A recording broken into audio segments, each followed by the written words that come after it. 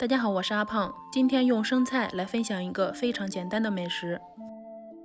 这是我花了3毛钱买的2颗生菜，先把它摘下来，放入清水里面，多淘洗几遍，洗干净。生菜看起来干净，其实有一点不干净，所以一定要多洗几遍。洗上4、5遍后，放入清水里面，先浸泡着，放在一边备用。再准备几瓣大蒜，把它切成蒜末。切好之后，放入碗中备用。喜欢吃辣的可以加一点小米辣，我这里用的是干的。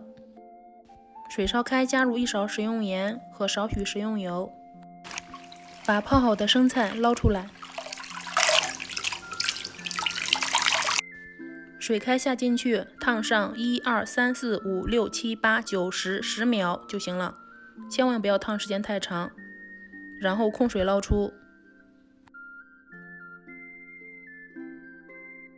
锅中倒入少许食用油，把切好的小米辣加进来，炒香之后加入蒜末，继续煸炒。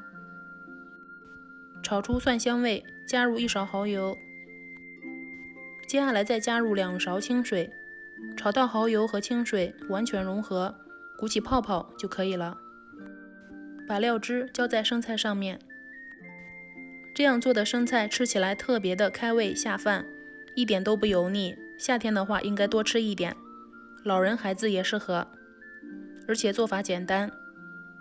喜欢的话可以试试哦。谢谢您的观看，我们下期节目再见。